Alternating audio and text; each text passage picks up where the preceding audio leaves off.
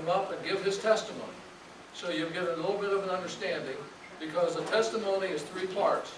It talks about the old person, the way you were, leading a lost life, a highly sinful life, and then you came to the Lord. And you talk about how you came to the Lord, and then after you explain that, now you really brag, because you're going to talk about what Jesus is doing in your life since he's taken up residency. And that's all you need. You need 3-4 minutes for that, 5 at the max. So Joe, you'll give your testimony. I do have three testimonies also. I have a very short one, and then the one I'm going to give now, and then my longer one. Before I came to the Lord, of course, like most people, I lived in sin. Most of my life I spent away from the Lord. I was raised Catholic, but I figure I walked away from the Lord when I was about 14, and pretty much continually from then. And I just lived a life of drugs, alcohol, stealing, you name it. You know, I did it. And in January of 2005, I have a brother who actually passed away last year, but he had problems with drugs and alcohol and other things, and he had become homeless.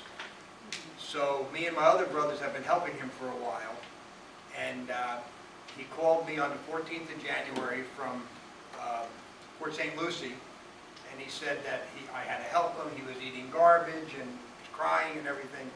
So I told him to come to my house. He lived in Georgia, by the way, so I hadn't seen him in a while.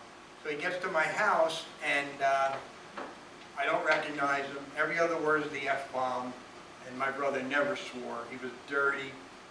And we finally get him to bed, and in the morning when I wake up, him and my wife are sitting outside, smoking a cigarette and drinking coffee, and he's reading the Bible to her. I said, oh, I can't believe this. I've got a drug-addicted, bipolar, manic-depressive, homeless Bible thumper in my house. Right? So that's exactly what I said. So my wife goes off, we go to my office, and my brother's reading the Bible to me, and I'm sitting at my desk, and I'm working, I'm not really listening. But all of a sudden, to this day, I do not know the verse that he read, but it was out of the Lord's Word, probably John 3:16. But, you know, coming from a Catholic background, finding out that God loved me and that I didn't have to go to hell. And by the way, I was 57 and a half years old at the time, so I had a lot of years over there. And I was literally on the floor in tears. And the next day, it was about 3 o'clock in the afternoon on Sunday.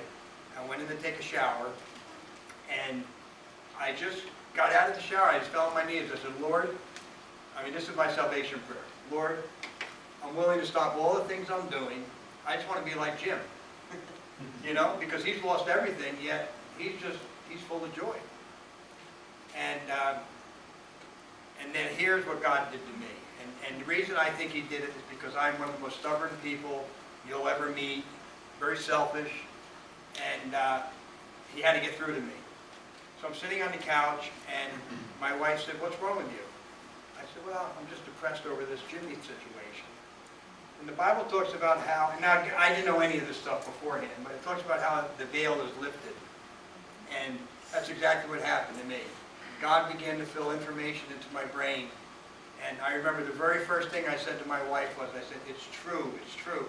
She said, what are you talking about? What's true? I said, everything that Jimmy's been talking about is true. Because I was looking everywhere else for God, except where I was supposed to be looking. And that was on a Sunday. It was the 16th of January, 2005, 11 years ago. The following, I went to Mass the day before. I was a Mass goer. The following Sunday, we were at Calvary Chapel. And when I remember walking in, I'd never been to another church in my life except a Catholic church. And I remember saying, you know, this is where I belong.